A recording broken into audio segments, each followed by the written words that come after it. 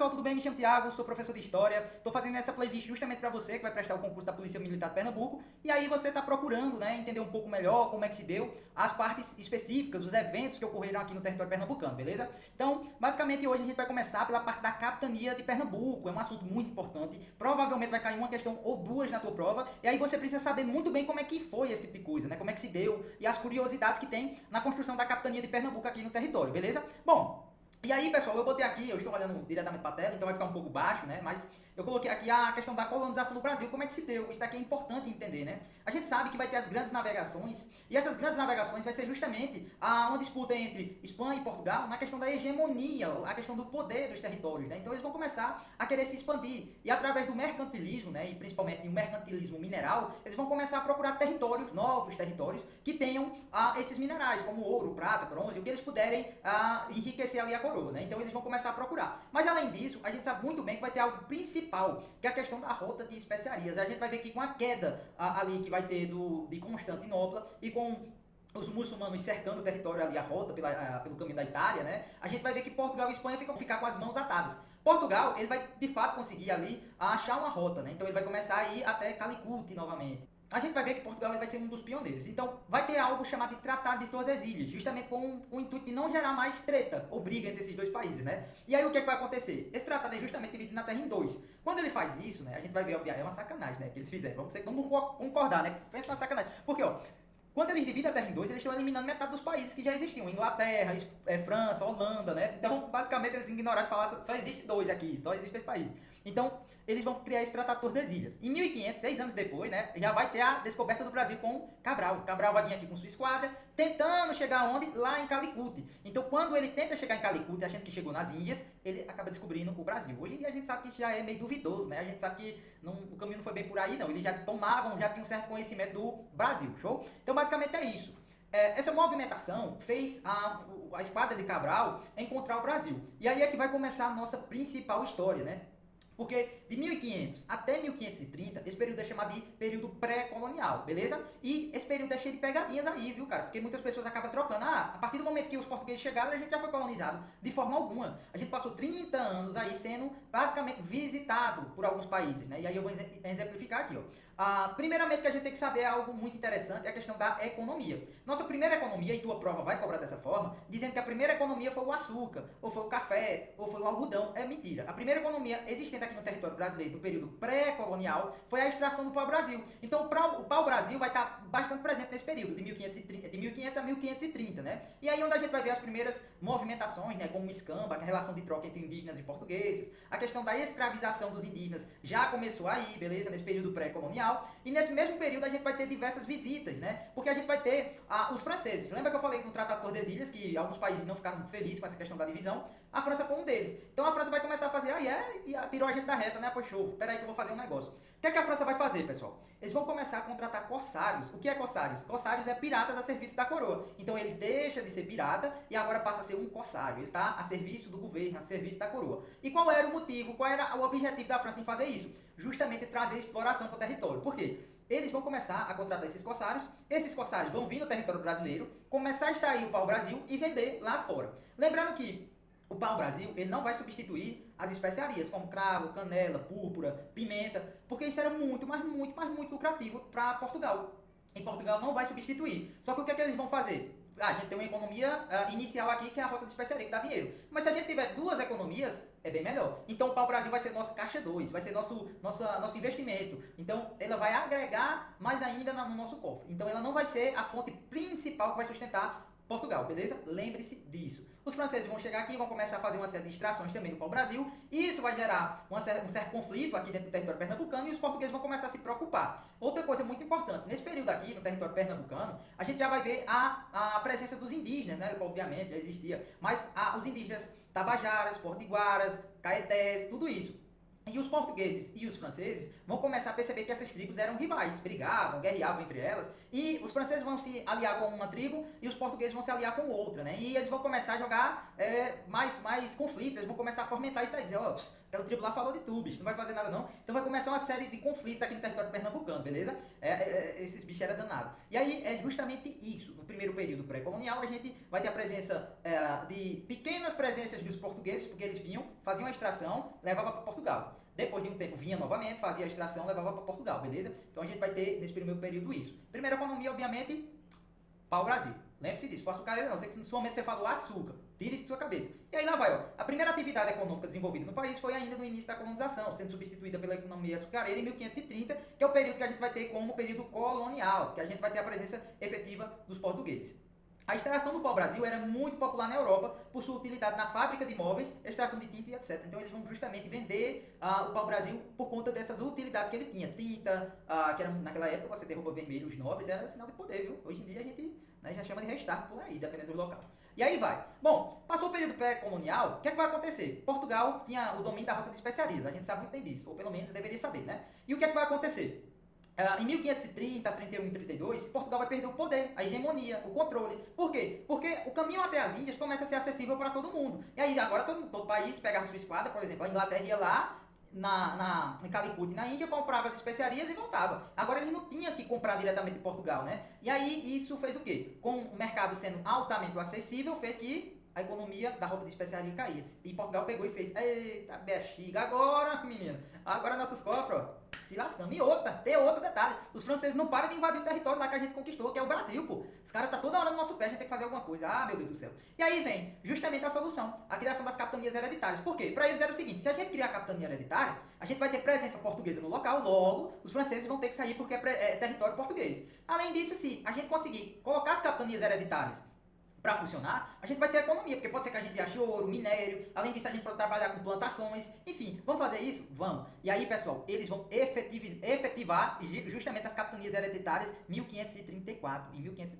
E aí a gente vai ver aqui, ó, que vai ter uma série de capitanias, né? Essas capitanias é muito interessante, porque se a gente for olhar para os Estados Unidos, a gente vai ver que nos Estados Unidos a separação das três colônias foi muito artificial. Aqui no território do Brasil, né, no território do Brasil, essa divisão das capitanias foi totalmente diferente, foi natural. Porque a gente vai ter a presença dos rios fazendo essas separações, por exemplo, o Rio São Francisco e demais outros, né? Fazendo essas divisões, né, de cada capitania. Então ficou um pouco mais fácil. E aí algo muito interessante que a gente tem que prestar atenção. Tem diversas capitanias aqui e dá pra ver. O problema é que não foram todas as capitanias que deram certo, viu? Foi apenas algumas. A gente pode pontuar a principal capitania, que foi Pernambuco, porque economicamente foi a capitania mais produtiva, mais economicamente produtiva para Portugal, justamente por conta do comércio do açúcar, que aqui foi muito grande. Foi e é até hoje, viu? Nunca deixou de ser. Então até hoje a Pernambuco trabalha com o comércio do açúcar ainda, beleza? A gente vai ter também São Vicente ali, também foi uma das capitanias prósperas, né? E também a Bahia. A Bahia a gente pode considerar assim, por quê? A Bahia ela vai ser um centro político, porque a gente sabe muito bem que o primeiro centro, a primeira capital vai ser Salvador ali na Bahia. Show? Então basicamente isso. E aí vem as pegadinhas de prova justamente aqui, já começa por aqui. O que é que vai acontecer? Tua prova vai fazer o seguinte, vai falar dessa forma. Os capitães donatários, ao receber a terra, receberam um custo da coroa portuguesa para poder efetivar a questão da economia dentro dos espaços, da capitania, de cada capitania. Mentira. Por quê? Aqui a gente vai perceber um negócio, quando a capitania é doada, né, e geralmente era apenas para fidalgos, pessoas que estavam, assim, tinham um rendimento, estavam ligados com a coroa, não era para qualquer um não era seu Zé que vinha lá, e aí, eu quero uma terra aí lá no Brasil, que eu vou colonizar lá, quando eu sou besta. Não era dessa forma não, né? Não era por aí não. Tinha que ter, basicamente, uma certa ligação com a coroa e também um rendimento, cara, porque não era qualquer pessoa não. A coroa portuguesa fez o seguinte, ó, eu tô dando as terras aí, vá pra lá, faça o que você quiser, vá pra lá, mas faça que as capitanias dê certo, o que eu quero, ó, dinheiro, é o din-din, eu quero o dinheiro, a lucratividade. Então, eles não vão dar nada, eles não vão dar dinheiro, não vão dar moeda, não vão dar bom dia, não vão dar guarda. Você, o capitão donatário, é que vai ter que custear isso.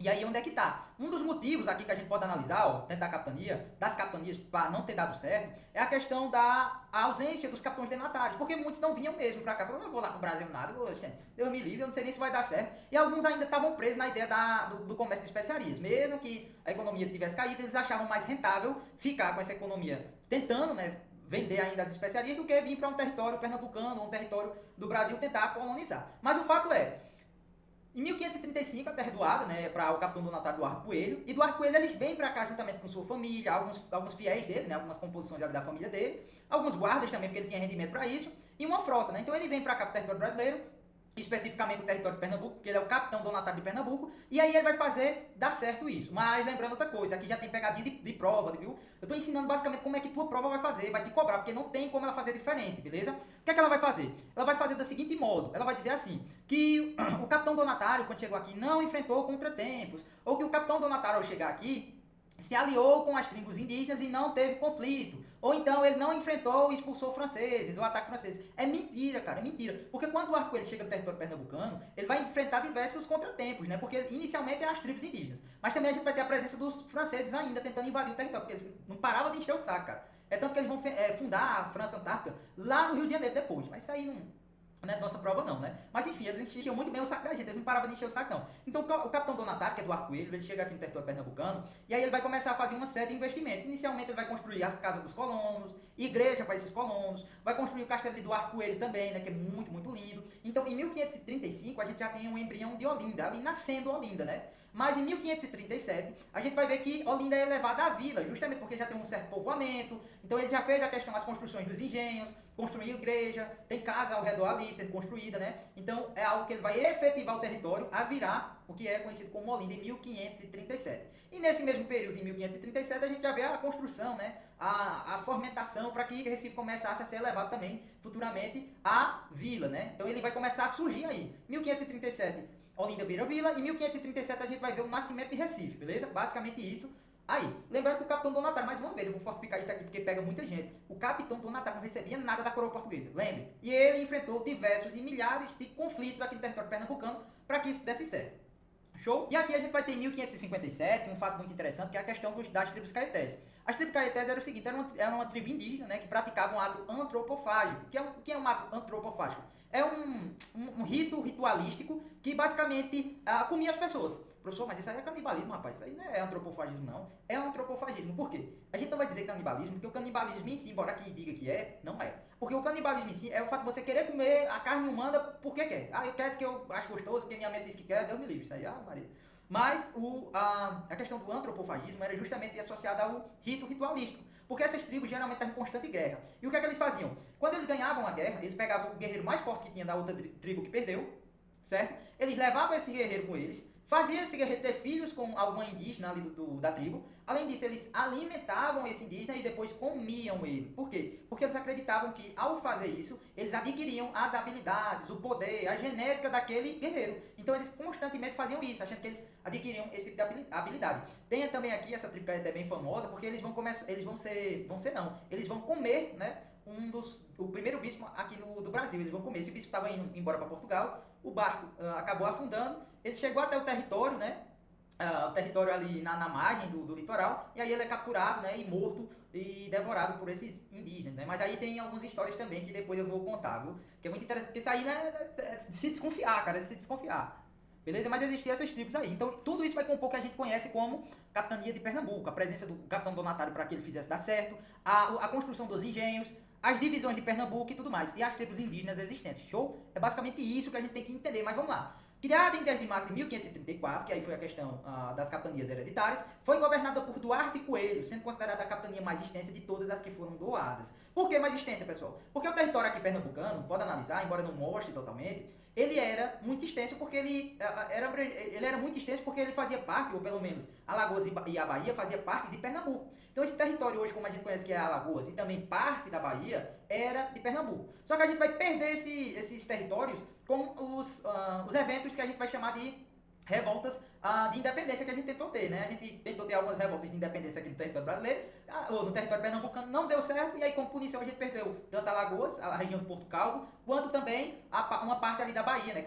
É passada depois para Minas Gerais e depois retorna para a Bahia de novo. Então é algo muito prático de se entender pelo fato que a gente era extenso. Então essa extensidade era justamente por conta da Bahia e também da questão do território alagoano, aí fazendo parte do território pernambucano. E aí, ó, a metade da barra sul do canal de Itamaracá, que o soberano denominou de Rio de Santa Cruz, até 50 passos além do local, onde existiria a primitiva feitoria de São Cristóvão Jaque, que demarcava o limite norte ao sul. O limite da capitania era o Rio São Francisco. Então veja que a gente tinha limites e divisões naturais. Geograficamente, a gente tinha limites e divisões naturais, como o Rio São Francisco e toda a sua largura e extensão, incluindo todas as suas ilhas da Foz até a sua nascente, beleza? Então era algo totalmente natural, diferentemente do que a gente vai ver lá nos Estados Unidos, que é algo bem artificial mesmo, né? A questão da divisão das 13 colônias. Aqui não, que já foi mais prático, né? Eles não tiveram muito esforço para fazer essa divisão, não. Ao receber a doação, Duarte Coelho Pereira partiu para o Brasil com a esposa, filhos e muitos parentes. Ao chegar ao seu lote, fixou-se uma bela colina, construindo uma fortificação, o castelo de Duarte Pereira. Uma capela e engenhos para si e para os colonos, que vinham com ele, obviamente, da embarcação, né? Seria um embrião de Olinda, constituída a vila em 1537. Os pioneiros na terra foram o seu próprio engenho, obviamente que ele fundou o seu próprio engenho para o território pernambucano e basicamente Olinda prosperar, o do Salvador e o do seu cunhado, o de Berberibe, né? Que é uma rua agora, é um bairro lá de Recife, né? Berberibe. E aí os objetivos, pessoal, voltando aqui, algo muito interessante que vocês têm que perceber aqui, é que, ó, veja que ele deixa muito claro que ele recebe a doação, mas quem vai custear essa parada, essa chegada até aqui, é o próprio Duarte Coelho. Se ele não tivesse dinheiro, ele nem chegava, viu? Então, todas essas capitanias aqui, tirando Itamaracá, não, Pernambuco, São Vicente e a Bahia, elas vão dar certo, elas vão ser prósperas, justamente por conta da presença do capitão donatário e a distância com a coroa. Por quê? A distância com a coroa. Eu vou especificar para vocês. Veja, vocês concordam que de Pernambuco para Portugal é uma caminhada muito extensa? Então, imagina aí, toda decisão que eu fosse tomar aqui dentro do território de Pernambuco, eu falasse, rapaz, eu vou construir aqui um engenho, mas eu vou mandar pro rei de Portugal. Aí daqui que chegasse daqui a 3 meses lá, aí ele vai me mandar o sim,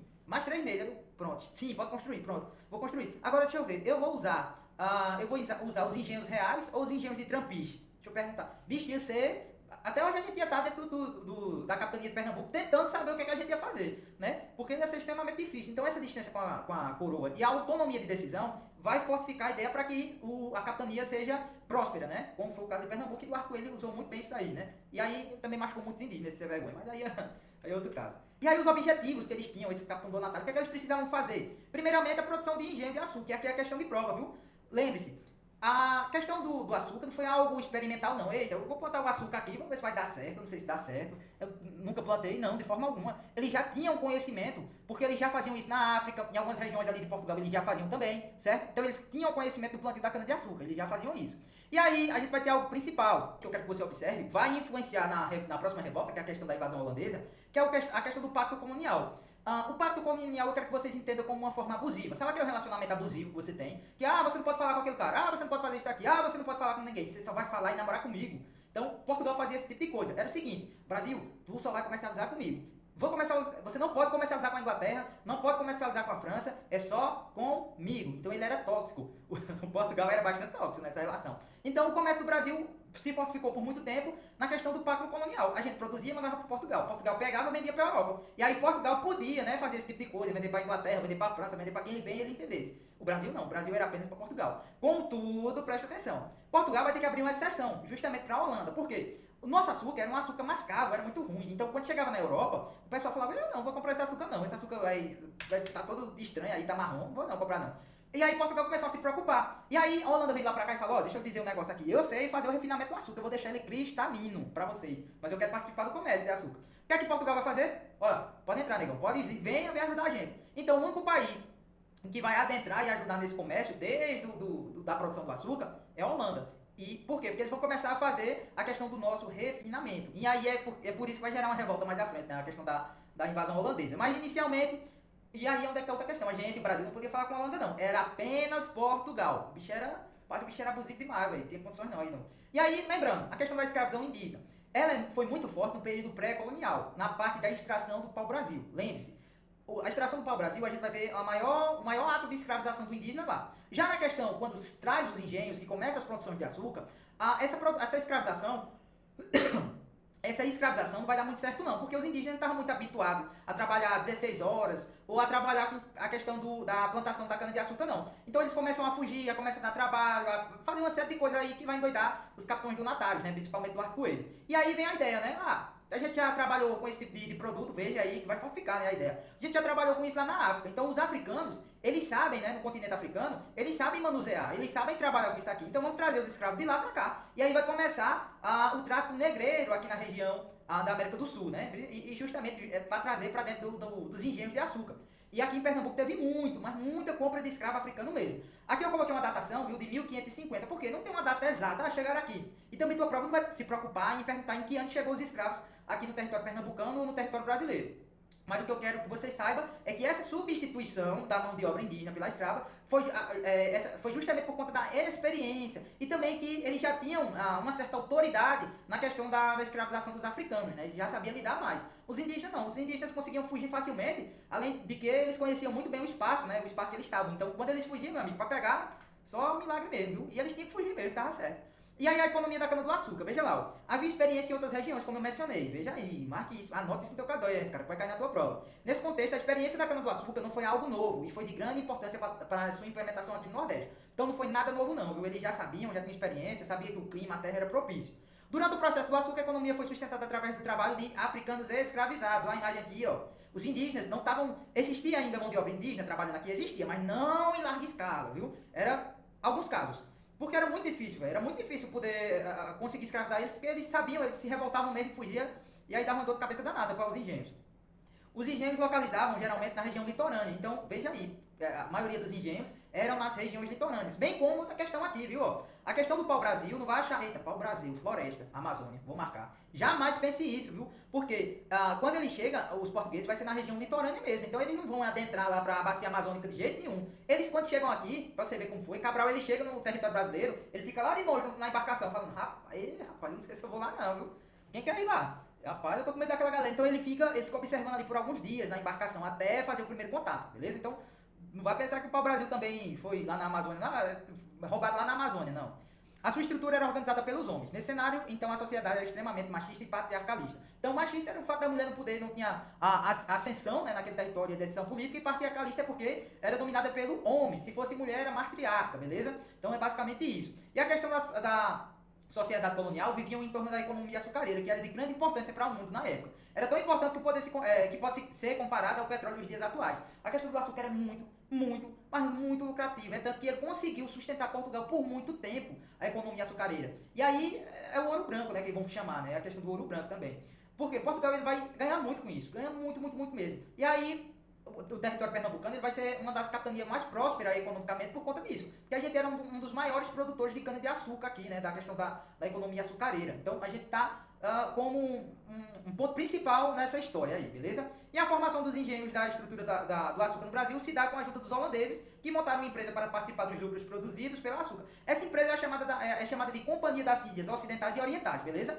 Anota aí no teu caderno. Essa empresa é a Companhia das Índias Ocidentais e Orientais, que vai ficar justamente responsável pela essa questão do refinamento e também, ó, da lucratividade. Então eles vão lucrar muito com isso, eles lucraram demais. Outra coisa interessante aqui, que vocês têm que prestar, é a questão do engenho. A estrutura do engenho é muito interessante, mas aí eu quero que vocês pensem da seguinte forma. A gente vai ter, dentro do território pernambucano, dois tipos de engenho. Os que trabalhavam com o engenho de trampins, que era basicamente 2 tornos de pau assim, onde as pessoas ficavam girando, sabe, ó? Ficava girando. Geralmente era para ser colocado animais ali, tipo vaca, cavalo, burro. Mas os capitães donatários e os donos de engenho começaram a fazer o seguinte: como forma punitiva para os escravos que tentavam fugir ou que se rebelavam, eles colocavam esses escravos para ficar girando ali, ó, fazendo a moenda, né, fazendo esse tipo de serviço. E aí eles fomentavam a produção ali dentro do engenho. E o outro tipo é chamado de engenho real, que era um engenho baseado no poder hidráulico. Então ele dependia da movimentação do rio, né? Engenho real ou engenho atual, como era conhecido. Então eles geralmente eram conhecidos assim, eles dependiam muito da força da água para poder ter a produção. Então, geralmente, esse tipo de engenho, ele era um engenho mais tecnológico, mas dependia muito de como estava o nível da água para poder fomentar essa produção ali, beleza? Então, é basicamente isso. E aí, pessoal, a gente chega para as questõezinhas, né? Aqui pra gente ver se dá para matar algumas, como é que dá para responder e tudo mais. Eu tô vendo que minha imagem tá aqui na frente, eu vou só tirar aqui, ó. Vou sumir aqui por algum determinado tempo. Pera aí, deixa eu ver como é que eu vou fazer, ó. Pau, sumir aí, ó. Pronto, vamos lá. Vou colocar aqui pra gente ver, né, como é que faz as questões. Professor, será que com essa aula que eu responder essas questões, eu vou pedir para que você pause, né, você tenta responder aí e colocar aí embaixo. Professor, ó, consegui responder tranquilamente com a explicação do senhor, deu para entender certinho e tudo mais. Se não, fale aí, professor, eu fiquei meio em dúvida disso, naquilo, beleza? Mas vamos lá, veja, a história de Pernambuco, aqui já vai precisar que a gente tenha um certo conhecimento. A história de Pernambuco é marcada por conflito entre indígenas, portugueses, dominação holandesa e até mesmo uma tentativa de independência. Veja, realmente essa questão está certa. Por quê?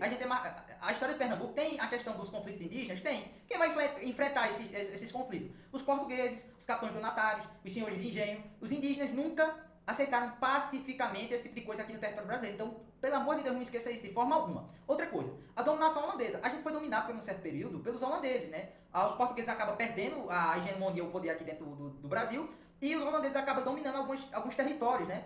Aqui, como Pernambuco também vai ser dominado. E a gente vai ter algumas, ele botou até uma, mas a gente vai ter algumas tentativas de independência, né? A gente vai tentar algumas vezes aí, porque Pernambuco, minha amiga, não deixava barato não, viu? Os caras, toda hora a gente queria se separar aí. Então essa tá certa, viu? Já tá pra marcar essa daqui de baixo, já tirar, né?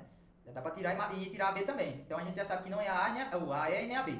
O território onde é o estado de Pernambuco era povoado por diversas tribos indígenas, como os caetés, cariris, tabajara, entre outras etnias. Cada um tinha sua língua e costumes, e muitas vezes eram inimigas entre si. Esse fato foi importante para os europeus, pois esses faziam alianças com diversos povos indígenas a fim de conquistar o território. Lembra que eu falei lá no início do período pré-colonial que existiam diversas tribos aqui no território brasileiro, e principalmente no território pernambucano, e que os portugueses e os franceses e outras outras nações se aproveitavam dessas questões de conflito que eles tinham para poder tomar vantagem, né, sobre isso. E aí, obviamente, poder conquistar algum certo tipo de território. Beleza, essa questão está totalmente certa, aqui não tem erro algum, beleza? Então, ó, a gente já dá para eliminar algum aqui, ó, dá para eliminar A. Então a gente fica entre C e D. Vamos lá, ó. Através do sistema de capitanias hereditárias, Duarte Coelho tomou posse da capitania de Pernambuco, chamada inicialmente de capitania de Nova Lusitana, né?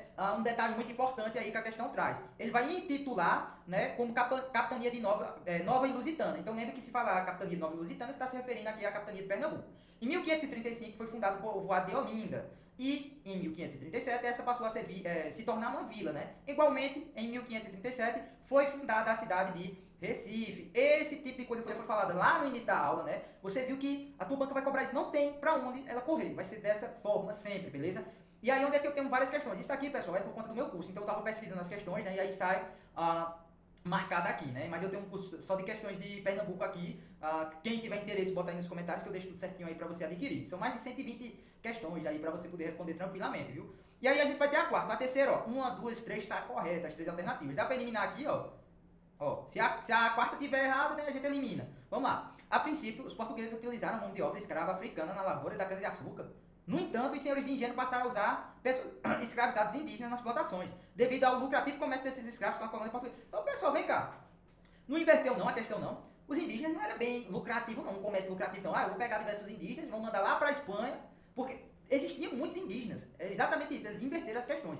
O que era lucrativo era justamente o tráfico negreiro. Os escravos africanos eram muito lucrativos. E teve essa substituição justamente porque eles sabiam trabalhar. Aqui está dizendo o inverso, está dizendo que os escravos africanos foram utilizados primeiramente na lavoura, mas depois os senhores de engenho passaram a utilizar os escravizados indígenas porque era mais lucrativo. Não, essa questão está totalmente errada. Então, ó, questão correta, alternativa correta, letra D de Deus, viu? Coloca aí, vamos lá. Ó. Duarte Coelho veio com uma frota de navios que armou à sua custa, em qual trouxe sua mulher, filhos e muitos parentes de ambos, e outros moradores. No início enfrentou os indígenas, os franceses, perdeu gente, mas conseguiu ter êxito na colonização. A causa do progresso da capitania de Duarte Coelho, por residir continuamente nela, o mesmo capitão que a conquistou, e ser mais frequentada de navios desde o reino por estar mais perto dele que cada uma das outras. Isso aqui é um texto extraído extremamente ali de Boris Fausto, acredito eu, porque ele tem esse tipo de coisa. Mas vamos lá.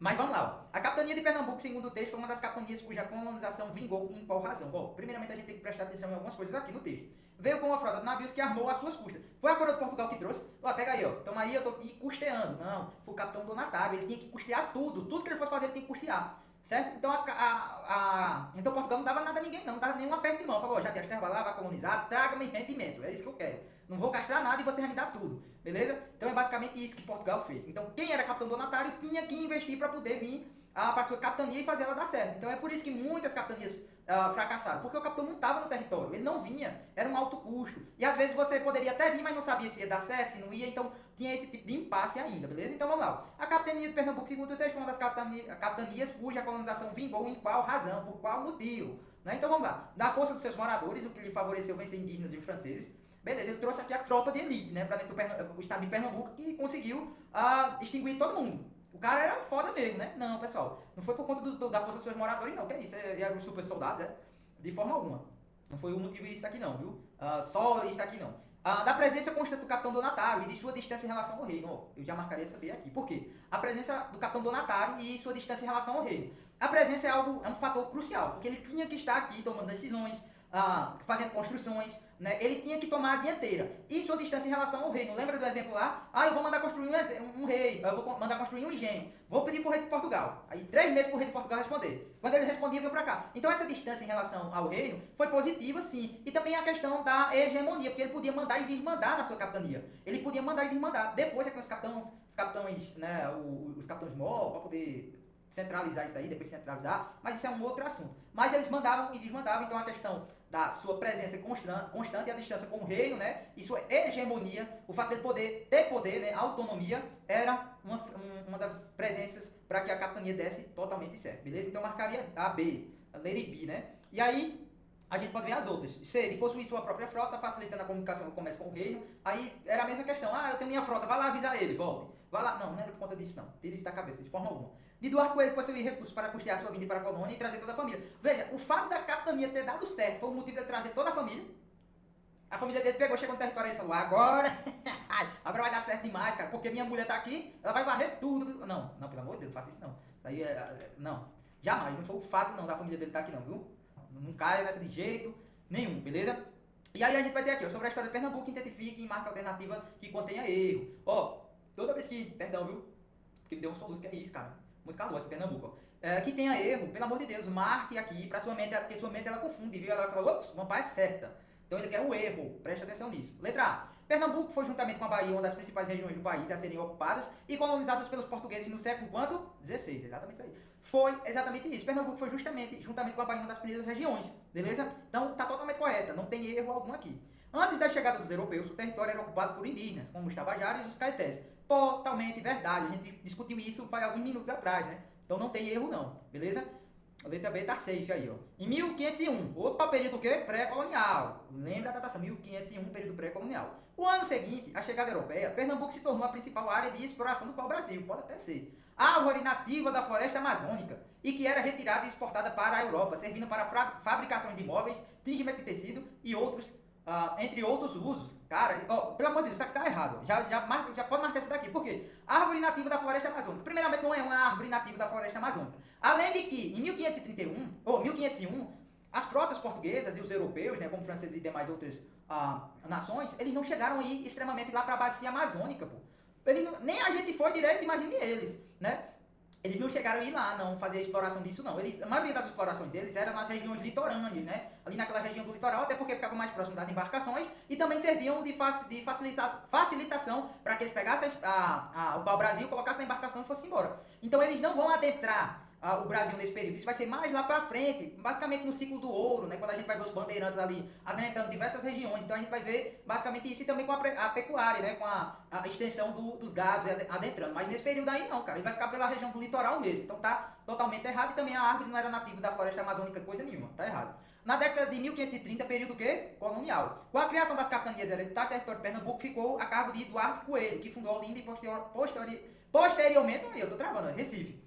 A gente sabe muito bem disso aqui. Falamos, repetimos, vimos, não tem segredo. Viu que eu peguei 3 questões, poderia botar mais 10 aqui. Mas essas 3 questões, elas vão representar como vai cair na tua prova. Não tem pra onde eles correr, não tem como eles fazerem um bicho de cabeça não nesse assunto. Vai ser justamente desse modo, beleza? Preste atenção nos pontos principais que eu falei na aula. A economia açucareira, baseada no latifúndio e no patriarcalismo, alavancou Pernambuco ao posto de capitania mais rica do período colonial no século XVII, sendo o principal produto de açúcar do mundo naquela época. Então Pernambuco, sem brincadeira, a gente basicamente abastecia a Europa com açúcar. A gente estava preso no pacto colonial? Tava, mas a gente mandava para os portugueses faziam essa revenda lá dentro da Europa. E qual era o maior ponto produtivo de cana-de-açúcar ou de produção açucareira? Pernambuco. A gente tinha muitos e muitos plantios dos canaviais de açúcar. Beleza? Então a gente sabe muito bem isso. Viu que dá para marcar esse tipo de questão aqui já, a gente pode dar próxima aula, beleza? Então é basicamente isso, pessoal. Vou botar com minha imagem aqui, né? Para que a gente possa discutir, ó. Então, pessoal, é basicamente isso. Não tem segredo não, beleza? As questões geralmente vão ser feitas desse modo. Até então, se você se agarrar a esses pontos principais, né, geralmente eles tentam confundir o candidato justamente nessa parte, né, dizendo que uma coisa é outra, ou vai trocar, ou vai negar. Então é muito positivo que você se atente a isso. Então anota no teu caderno, se possível volta a videoaula, reassista uma vez, 2, 3, faça a revisão. E além disso, treine em muitas questões, que é algo principal, beleza? Inclusive, na mentoria que eu fiz na prova passada, eu entreguei muitas questões. Muitos alunos meus aí, que foram aprovados, acabaram passando, né, tirando basicamente acertando todas as questões, e algumas foram anuladas, obviamente, né? Mas grande parte acertaram sim. Inclusive eu dei uma questão que era relacionada à Revolução de 1817 e 1824, né? E eu falei, ó, preste atenção que eles vão cobrar quem foi que participou da Revolução de 1817 e quem foi o nome da pessoa que participou também da Revolução de 1824, que a gente vai tratar nas próximas vídeos, nas próximas aulas, né, aqui dentro da nossa playlist. Então, não perca não, acompanhe, beleza? Mandem mensagem, curta e deixe seu comentário aí, porque isso aí vai impulsionar cada vez mais para que eu produza as aulas. E um forte abraço aí para vocês. E, aliás, aí esquecendo, também veja as videoaulas, né, que eu vou deixar aqui para vocês, relacionado principalmente àquela parte ali do mercantilismo, as grandes navegações. Depois eu vou dar uma ampliada, né, naquilo para você que vai prestar o tipo de concurso. Então, se você tiver interesse, vá lá, veja também, deixe seu comentário. Show? Então, um forte abraço aí para vocês e espero ver vocês na próxima aula.